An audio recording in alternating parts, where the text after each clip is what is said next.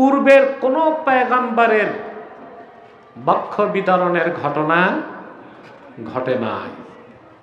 সুবহানাল্লাহ। রাসূল করিম সাল্লাল্লাহু আলাইহি ওয়াসাল্লামের বয়স যখন ছিল 2 বছর, তখন প্রথমবার আল্লাহ তার হাবিবের বক্ষ বিতরণ করেছে। রাসূলুল্লাহ সাল্লাল্লাহু আলাইহি ওয়াসাল্লামের 6 বছর বয়সের সময় আল্লাহ দ্বিতীয়বার বক্ষ বিতরণ করছেন। রাসূলুল্লাহ সাল্লাল্লাহু আলাইহি ওয়াসাল্লামের বয়স যখন 10 ছিল, আল্লাহ তৃতীয়বার বক্ষ বিতরণ করছেন। আর চতুর্থবার শেষবার রাসূলুল্লাহ সাল্লাল্লাহু আলাইহি ওয়াসাল্লাম মেরাজে যাওয়ার আগে আল্লাহ বক্ষ বিতরণ করেছে। সুবহান। কয়বার? মেরাজের রাতে বক্ষ বিতরণের কথাটি রাসূলুল্লাহ সাল্লাল্লাহু আলাইহি ওয়াসাল্লাম নিজেই বর্ণনা করেছে। আল্লাহর হাবিব বলেন, আমি উম্মে হানির ঘরে ছিলাম। আল্লাহর হাবিবের পাশে শুয়েছিলেন হযরতে আমিরে হামজা, আর এক পাশে ছিলেন জাফর সাদেক, হযরত আলীও ছিলেন। রাসূল করিম সাল্লাল্লাহু আলাইহি ওয়াসাল্লাম বলেন, গভীর রাতে উম্মে হানির ঘরের ছাদ সরে গেল। জিবরিল আসলো, সঙ্গে মিকাইল। সুবহানাল্লাহ।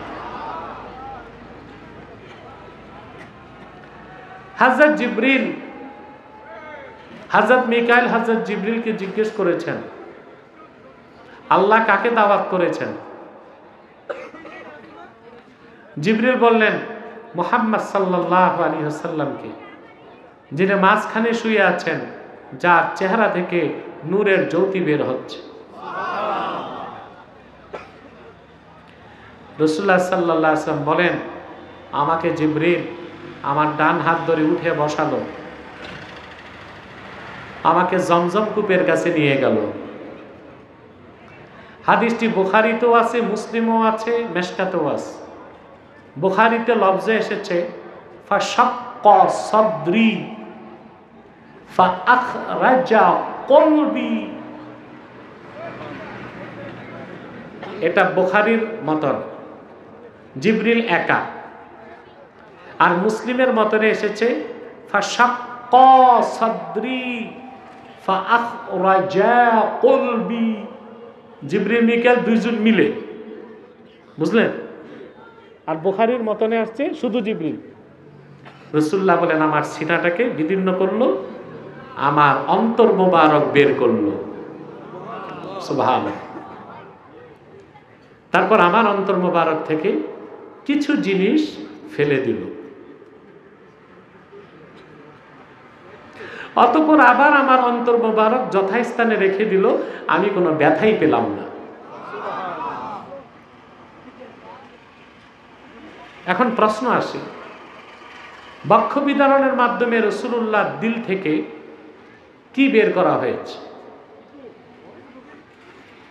সবচেয়ে চমৎকার ব্যাখ্যা করেছেন আল্লামা ফখরুদ্দিন রাজি তাফসিরুল কবির 11তম খণ্ডে। এই আয়াতের তাফসিরে তিনি বলেন যে মেরাজে যাওয়ার আগে রাসূলুল্লাহ সাল্লাল্লাহু আলাইহি ওয়াসাল্লামের মনে কিছু কষ্ট ছিল। কি ছিল? কষ্ট। দুইটা কষ্ট। একটা ছিল হযরত খাদিজার ইন্তেকাল, রাসূলুল্লাহ কষ্ট পেয়েছিলেন। আর দ্বিতীয়টা ছিল রাসূলুল্লাহ সাল্লাল্লাহু আলাইহি ওয়াসাল্লাম তাইফ গিয়েছিলেন দ্বীনের দাওয়াত দিতে। তাইফবাসী রাসূলুল্লাহকে কষ্ট দিয়েছিল। আল্লাহ রাব্বুল আলামিন বক্ষ বিতরণের মাধ্যমে আল্লাহর হাবিবের অন্তরের সমস্ত দুঃখ কষ্ট দূর করে দিয়েছেন। মেরাজের মাধ্যমে দুলক বুলক ছাড়িয়ে 7 আকাশ পারিয়ে আল্লাহ তার হাবিবকে সিদরাতুল মুনতাহার উপরে 70,000 নূরের পর্দা পার করিয়ে আল্লাহ আপন হাবিব মুহাম্মদ সাল্লাল্লাহু আলাইহি সাল্লামকে আরশে আজিমে নিজের দিদার নসিব করেছেন। সুবহান। তো মেরাজে যাওয়ার আগে রাসূলুল্লাহ সাল্লাল্লাহু আলাইহি ওয়াসাল্লাম ওনার মনে যে দুঃখ ছিল, কষ্ট ছিল, আল্লাহ কি করছেন? দূর করছে। দ্বিতীয়টা হচ্ছে রাসূলুল্লাহ সাল্লাল্লাহু আলাইহি ওয়াসাল্লাম খুব চিন্তিত ছিলেন। মক্কায় প্রায় 13 বছর দিনের দাওয়াত হয়ে গেছে, অনেকে তখন পর্যন্ত মুসলমান হয় নাই। আল্লাহ তাআলা বক্ষ বিদারণের মাধ্যমে রাসূলুল্লাহর মনের চিন্তাটাও দূর করে দিয়েছে। ফখরুদ্দিন রাজি তাফসীর কাবীরে লেখেন, চতুর্থবার বক্ষ বিদারণের পরে গোটা আলম রাসূলুল্লাহর কাছে একটা মাছির মতো নগণ্য হয়ে গেল। সুবহানাল্লাহ। কথা বুঝতেছেন? হযরত জিবরিল এখন আসেন। পূর্বের কোন নবীর বক্ষ বিদারণ হয় নাই, রাসূলুল্লাহর বক্ষ বিদারণ আল্লাহ করলেন কেন? তার জবাব স্পষ্ট, পূর্বের কোন নবীর জিসমানি মেরাজ হয় নাই। পূর্বের নবীদের মেরাজ তো রুহানি। কি কথা বুঝেন ভাই? ১৫০০ বছর আগে রাসূলুল্লাহর মেরাজ হয়েছে জিসমানি। সুবহানাল্লাহ। সশরীরে আল্লাহর হাবিব ধুলক বুলক ছাড়িয়ে ৭ আকাশ পেরিয়ে সিদরাতুল মুনতাহার উপরে লা মাকান ও লা জামানের উপরে ৭০,০০০ নূরের পর্দা পার হয়ে মুহাম্মদ সাল্লাল্লাহু আলাইহি ওয়াসাল্লাম ১৫০০ বছর আগে রজব মাসের ২৬ তারিখ দিবাগত রাতে আরশুল্লাহিল আযীমে যে আল্লাহর দিদার লাভ করেছে।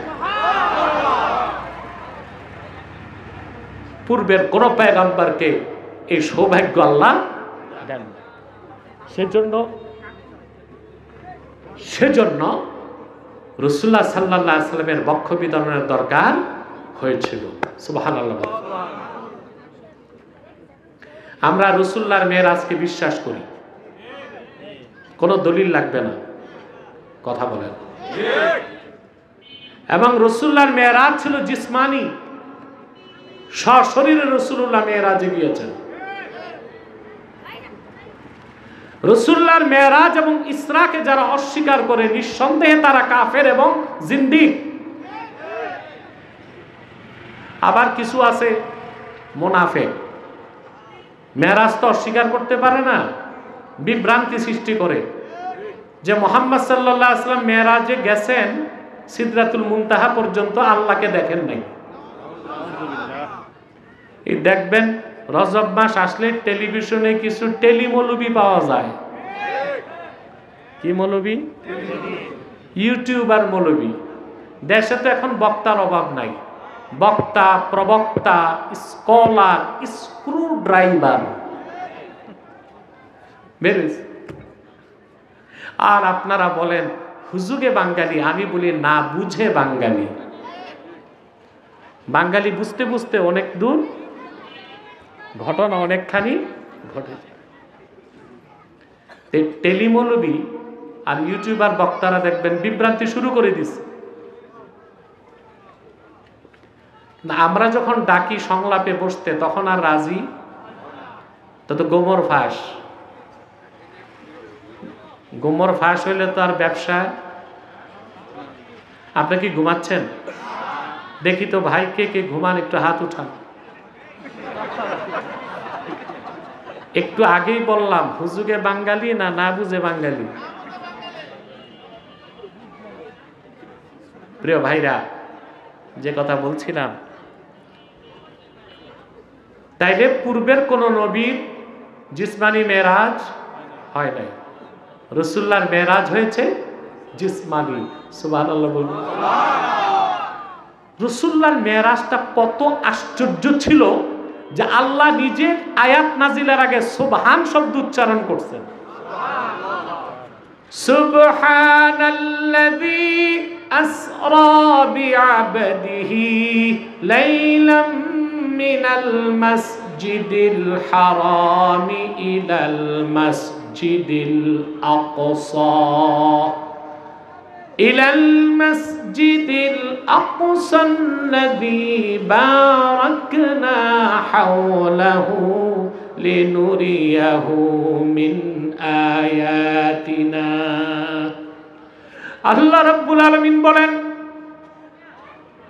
পুত পবিত্র সেই মহান আল্লাহ যিনি আপন বান্দা মুহাম্মদ সাল্লাল্লাহু আলাইহি সাল্লামকে রাতের একটা অংশে মসজিদুল হারাম থেকে মসজিদুল আকসাতে সায়র করালেন।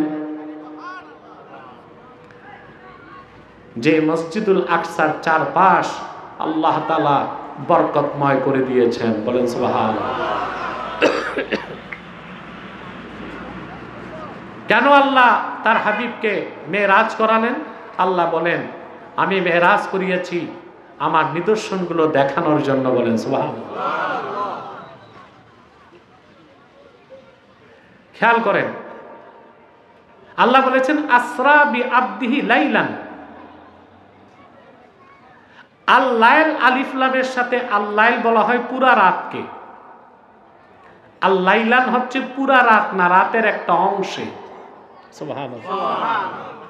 রাসূল করিম সাল্লাল্লাহু আলাইহি সাল্লাম ধুলক বুলক ছাড়িয়ে সাত আকাশ পেরিয়ে রজব মাসের ২৬ তারিখ দিবাগত রাত ২৭শে রজবে ১৫০০ বছর আগে তার মাবুদ আল্লাহ দিদার লাভ করে আবার মক্কায় ফজরের আগে চলে এসেছেন। এই পৃথিবীতে সময় পার হয়ে গেছিল ২৭ বছর। সুবহানাল্লাহ। মেরাজে সময় লেগেছিল ২৭ বছর। গোটা দুনিয়ার সবকিছুকে আল্লাহ স্তব্ধ করে দিয়েছিলেন, বলেন সুবহানাল্লাহ। ১৫০০ বছর পরে বিজ্ঞান রাসূলুল্লাহর মেরাজের কথা বিশ্বাস করতে বাধ্য হয়। রাসূলুল্লাহর মেরাজের আশ্চর্যতা দেখে মডার্ন সায়েন্সের মস্তক নত হয়ে যায়। যেমন আইনস্টাইনের একটা থিওরি আছে। আইনস্টাইনের কয়েকটা থিওরি খুব প্রভাব বিস্তারকারী। তার মধ্যে একটা হচ্ছে E = mc², যে সূত্রে অ্যাটম বোম আবিষ্কার হয়েছে, এটা আইনস্টাইন করে গেছে। E = mc², এই সূত্র ধরে ওপেনহাইমার অ্যাটম বোম বানাইছে। তার আরেকটা থিসিস হচ্ছে আইনস্টাইনের দ্য থিওরি অফ রিলেটিভিটি। এগুলো যারা পদার্থবিজ্ঞান পড়ছেন জানেন। তার আরেকটা থিওরি হচ্ছে space and time. Space and Einstein এই থিসিস লেখছে 1940 সালের পরে। 1940 সালের পরে থিসিসটা হচ্ছে আইনস্টাইন বলেছে স্থান ভিন্ন হলে সময় ভিন্ন হবে। স্থান ভিন্ন হলে সময় ভিন্ন হবে। তাই আইনস্টাইন একটা উদাহরণ দিয়েছে, যেমন কোন একজন মানুষকে যদি একটা চোঙ্গায় ভরা হয় আর তাকে যদি প্রতি সেকেন্ডে 7 কিলোমিটার গতিতে ফোর্স অ্যাপ্লাই করা হয়, তো চোঙ্গায় বসে মানুষটা মহাশূন্যে যদি যেতে থাকে, পাওয়ার অফ গ্রেভিটি, মধ্যাকর্ষণ শক্তি তাকে আটকাতে পারবে না। দূরবর্তী কোনো নক্ষত্রে যে সে যদি 2 বছর থাকে, 2 বছর পর ফিরে আসলে সে দেখবে তার পার হয়েছে 2 বছর দুনিয়ার 200 বছর। স্থান ভিন্ন, সময় ভিন্ন। এগুলো আমি ওয়াজ মাহফিলে কম আলোচনা করি, কারণ সাধারণ জনগণ তো বুঝবে না, বলবে হুজুর এগুলো কি কয়। আবার কিছু তো এডুকেটেড আছে, যারা আমার যুবক ভাইরা বিজ্ঞান পড়ে, ওদের সুবিধার জন্য বলি আর কি। আমার কথা বোঝা যাচ্ছে? আইনস্টাইন কথাটা বলেছে 1940 সালের পরে।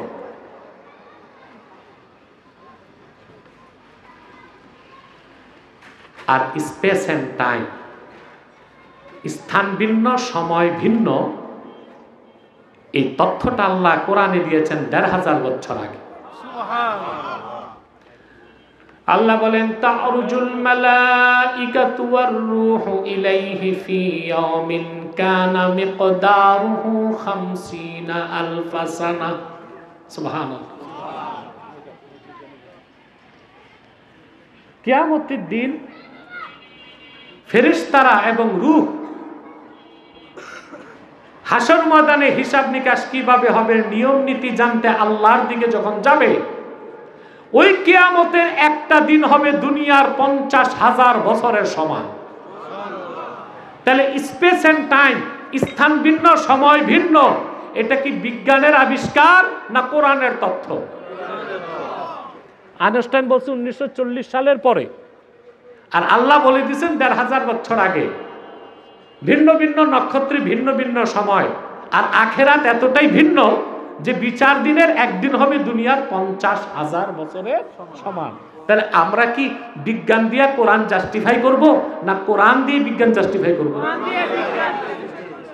এই যে আমাদের দেশে কিছু ব্লগার আছে, নাস্তিক, অ্যাথিস্ট, এগুলো সবকিছু যাচাই করতে চাই বিজ্ঞান দিয়া। বিজ্ঞান হচ্ছে ত্রুটিপূর্ণ, বিজ্ঞান হচ্ছে পরিবর্তনশীল, বিজ্ঞান হচ্ছে অপরিপূর্ণ, বিজ্ঞান হচ্ছে লিমিটেড, কোরআন হচ্ছে আনলিমিটেড, অসীম। অসীম দিয়ে সসীম বিজ্ঞানকে যাচাই করা যায়, সসীম বিজ্ঞান দিয়ে অসীম কোরআনকে যাচাই করা যায় না, ঠিক না? তো রাসূলুল্লাহ সাল্লাল্লাহু আলাইহি ওয়াসাল্লাম এশার নামাজের পর আবু জাহেল এবং অন্যান্য কাফেররা রাসূলুল্লাহকে দেখেছে কাবার চত্বরে। কথা বুঝেন না? আর রাসূলুল্লাহ সাল্লাল্লাহু আলাইহি সাল্লাম ধুলক বুলক ছাড়িয়ে সাত আকাশ পেরিয়ে আল্লাহর আরশে আজিমে যে আল্লাহর দিদার নসিব হওয়ার পর সেই রাতেই ফজরের আগে আবার মক্কা মুকাররমায় উপস্থিত হলেন। এটা আল্লাহর কুদরত ছিল না? কথা বলেন। 1500 বছর আগের কাফেররা তা বুঝতে না পারলেও 1500 বছর পরে তথাকথিত বিজ্ঞান মানতে বাধ্য হচ্ছে কিনা? সময় কি? স্থান ভিন্ন, সময় ভিন্ন।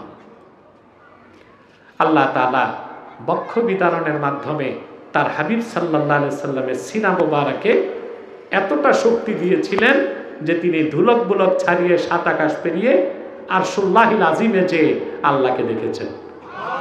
সেই কথাটাই আল্লাহ ইঙ্গিত দিয়েছেন, আলাম নাশরাহ লাকা সাদরাক, প্রিয় হাবিব আমি কি আপনার বক্ষটাকে উন্মুক্ত করে দেই নাই? সুবহানাল্লাহ।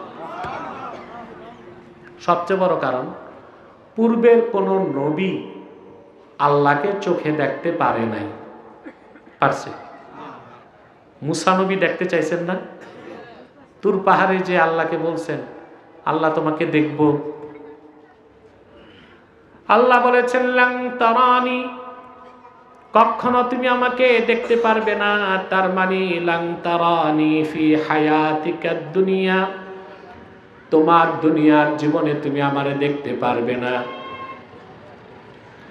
মুসা নবী ছিলেন নাছর বান্দা, তিনি বললেন আল্লাহ যতক্ষণ তোমার দিদার নসিব না হবে আমি মুসা তুর পাহাড় ছাড়ব না। আল্লাহ বলেছেন মুসা তাহলে ফাইনালের আগে একটু টেস্ট হোক। কি হোক? উনজুর ইলাল জাবাল, পাহাড়ের দিকে তাকাও। তিনি তাকালেন, সরাসরি তো দেখতেই পারবে না। আল্লাহ বলেন পাহাড়ের দিকে তাকাও। তিনি তাকালেন, 70,000 নূরের পর্দার ভিতর থেকে জামালি নূরের একটা ছটা আল্লাহ পাহাড়ে ছাড়ছেন। তুর পাহাড়টা জ্বলে খাক হয়ে গেছে, নবী মুসা বেহুশ হয়ে লুটায় পড়ছে। সুবহানাল্লাহ। রুমালটা কোথায়? মুসা নবী দেখতে পারছে আল্লাহকে? আল্লাহর হাবিব মেরাজে আল্লাহকে দেখছেন? কথা বলেন।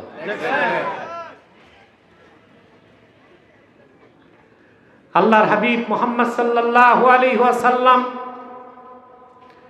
মেরাজ রজনীতে ফাওকাস সামাওয়াতিস সাবঈন আরশুল্লাহিল আযীমে আমার আল্লাহকে যখন দেখেছেন, তৃপ্তির সাথে দেখেছেন, আল্লাহ কোরআনে বলেন মা যাগাল বাসারু ওয়া মা তাগা।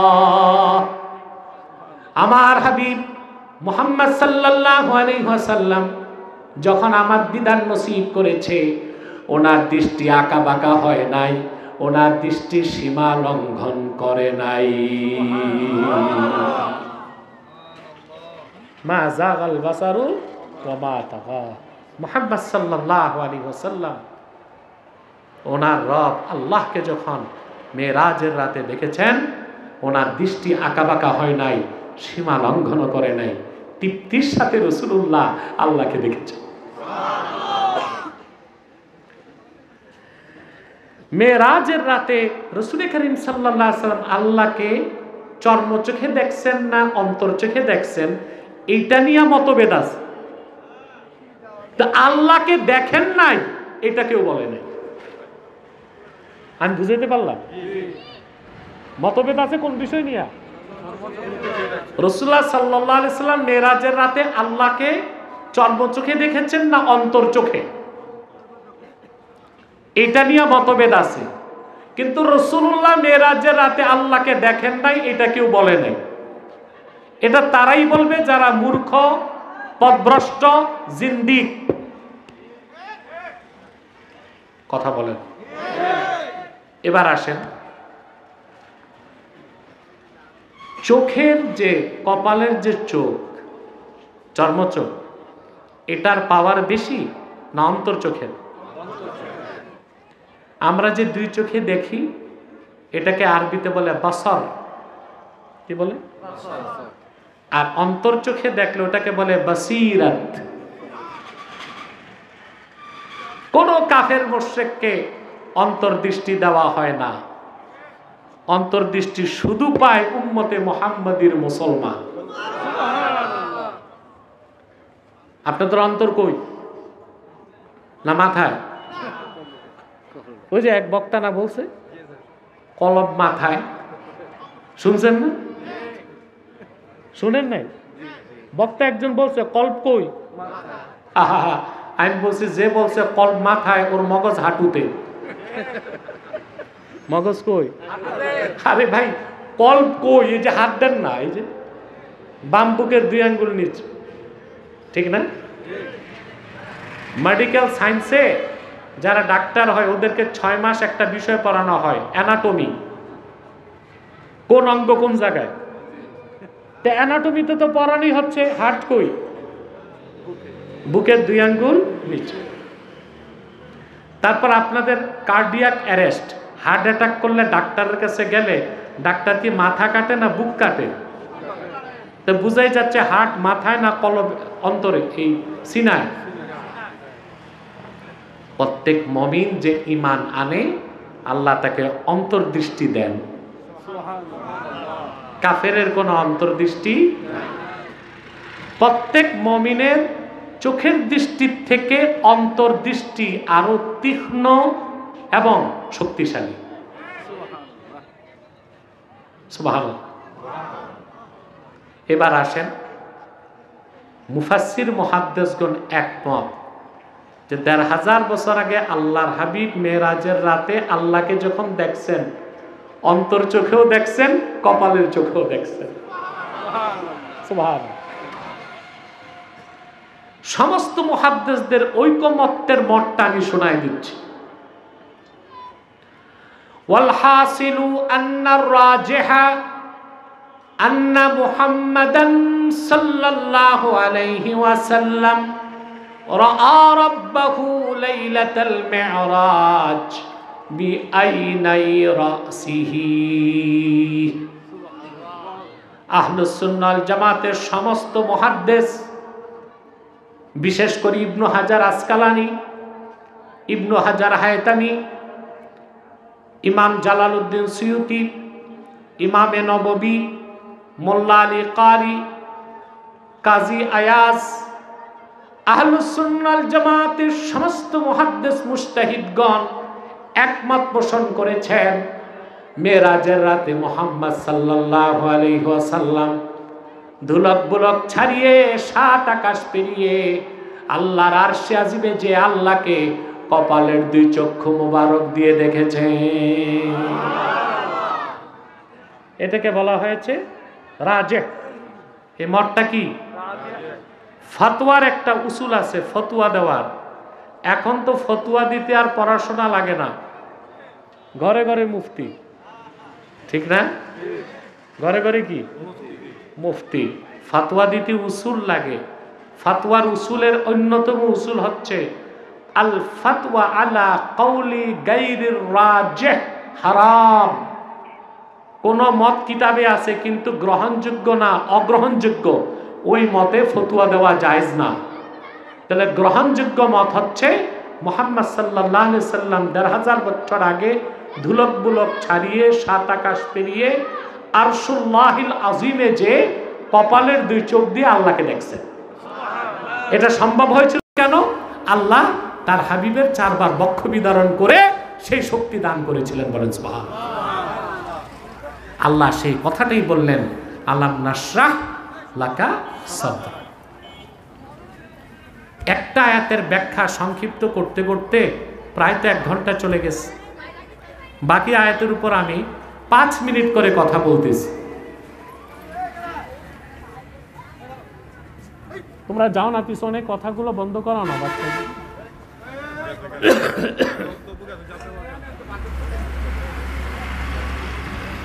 কথা শুনতেছেন?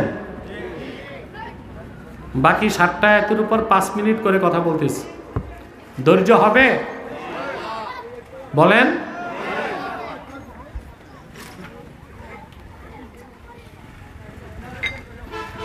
এরপর আল্লাহ তাআলা বলেন, ওয়াওয়াদানা আনকা উইজরাক। মুহাম্মদ সাল্লাল্লাহু আলাইহি সাল্লাম, আমি আপনার পিঠের বোঝাকে হালকা করে দিয়েছি।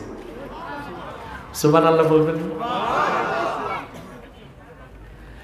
আল্লাহর হাবিবের সম্মান মর্যাদা বলার মতো কোনো কণ্ঠ কোনো মানুষের আছে?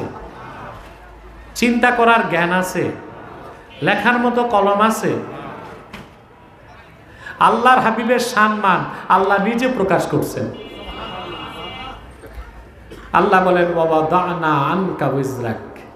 মুহাম্মদ সাল্লাল্লাহু আলাইহি সাল্লাম, আপনার পিঠের বোঝা আমি হালকা করে দিছি। এখানে উইজরুন শব্দের ২টা অর্থ। কয়টা? উইজরুনের একটা অর্থ হচ্ছে গুনাহ, উইজরুনের আরেকটা অর্থ হচ্ছে দায়িত্বের বোঝা। কয়টা অর্থ? আর কেউ কেউ তাফসীর করছেন যে আল্লাহ তার হাবিবের আগের পরের সব গুনাহ মাফ করে দিয়েছেন। এই তাফসীর গ্রহণ করা যাবে না, কারণ রাসূলুল্লাহর কোনো গুনাহই ছিল না। সুবহানাল্লাহ। রাসূলুল্লাহ সাল্লাল্লাহু আলাইহি ওয়াসাল্লামের কোনো গুনাহ ছিল না। অনেক তাফসীরে আসছে, কিন্তু এই মতগুলো নেওয়া যাবে না। আল্লাহর হাবিবের কোনো গুনাহ ছিল না। তা আল্লাহ কেন বলেছেন লিয়াগফিরা লাকাল্লাহু মা তাকাদ্দামা মিন যামবিকা ওয়া মা তাআখার? মুহাম্মদ সাল্লাল্লাহু আলাইহি ওয়াসাল্লাম, আল্লাহ আপনার আগের পরের সব গুনাহ মাফ করে দিয়েছেন। এটা রাসূলুল্লাহকে আল্লাহ অতিরিক্ত সান্ত্বনা দিতে ঘোষণা করছেন। সুবহানাল্লাহ।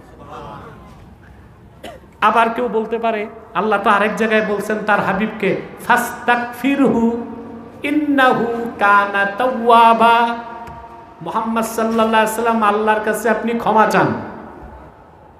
তো গুনাহ না থাকলে আল্লাহ ক্ষমা চাইতে বলছেন কেন? বেটা তাফসীর পড়ে দেখো কেন বলছেন। এটার অর্থ হচ্ছে ফাস্তাগফিরহু লি উম্মাতিকা। প্রিয় হাবিব, আপনার উম্মতের জন্য আপনি আল্লাহর কাছে ক্ষমা চান।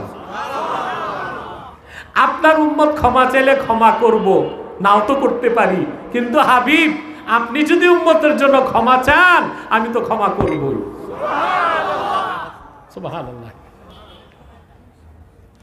তাহলে এখানে উইজরুন অর্থ রাসূলুল্লাহর শানে গুনাহ, এই অর্থ নেওয়া যাবে না। উইজরুনের দ্বিতীয় অর্থ হচ্ছে বোঝা। বোঝা ২ প্রকার। কয় প্রকার? একটা মানাবী, আরেকটা হচ্ছে আরাজি। আরাজি হচ্ছে বস্তুগত বোঝা। ১ মণ আলু যদি আমার মাথায় দেন, আমি হাঁটতে পারবো? আমি পারলো আপনি পারবেন? কথা বলেন। আবার মনে করেন আমাকে আরেকটা বোঝা হচ্ছে দায়িত্বের বোঝা। মনে করেন আমি এমনি বুঝাইতে বলতেছি, ডক্টর ইউনূস ডেকে বলল, আব্বাসী সাহেব আমি আর পারতেছি না, 3 দিনের জন্য আপনি প্রধান উপদেষ্টা। এটা কেমন বোঝা? 1 বস্তা আলুর বোঝা বেশি ওজন না এটা? কোনটা? আমার ভাইরা, আল্লাহর দিন প্রতিষ্ঠায় 1 লক্ষের উপর নবী রাসূল এসেছেন, হাজার হাজার বছর দিনের দাওয়াত দিয়েছেন, দিন পরিপূর্ণ হয় নাই। কিন্তু রাসূলুল্লাহ সাল্লাল্লাহু আলাইহি ওয়াসাল্লাম মাত্র 23 বছর দিনের দাওয়াত দিয়েছেন, দিন পরিপূর্ণ হয়ে গেছে। তাহলে 1 লক্ষের উপর পয়গম্বরের দায়িত্বের বোঝা এক পাল্লায় দিলেও শুধুমাত্র আল্লাহর হাবিবের দায়িত্বের বোঝার ওজন, সুবহানাল্লাহ কইবেন না? সুবহান আল্লাহ সেই দিকে ইঙ্গিত দিচ্ছেন, ওয়া ওয়াদানা আনকা উজরাক, প্রিয় হাবিব আমি আপনার দায়িত্বের বোঝাটাও হালকা করে দিছি। সুবহান। এরপরে আল্লাহ তাআলা বলেন দায়িত্বের বোঝা কোনটা? আল্লাযী আনকাযা যাহরাক, আপনার পিঠকে যে বোঝা ভারী করে দিয়েছিল। তারপর আল্লাহ বলেন ওয়া রাফা'না লাকা যিকরাক, প্রিয় হাবিব মুহাম্মদ সাল্লাল্লাহু আলাইহি সাল্লাম আমি আল্লাহ নিজে আপনার জিকিরকে বুলন্দ করেছি। প্রশংসাগুলো আল্লাহ নিজে করলেন তার হাবিবের ব্যাপারে। সুবহানাল্লাহ। খুব খেয়াল করেন, আল্লাহ সূরা ইনশিরার 4th আয়াতে বললেন ওয়া রাফা'না লাকা যিকরাক, মুহাম্মদ সাল্লাল্লাহু আলাইহি ওয়াসাল্লাম আমি আল্লাহ নিজে আপনার জিকির, আপনার নাম, আপনার সুনাম, আপনার প্রশংসা, আপনার স্তুতি, আপনার বরত্ব, আপনার মাহাত্ম্য, আপনার গুণগানকে, আপনার প্রশংসাকে সমুন্নত করেছি। সুবহানাল্লাহ। আমি তাফসীরটা পরে শোনাচ্ছি, আমি কিছু সহজ কথা আপনাদেরকে বলি।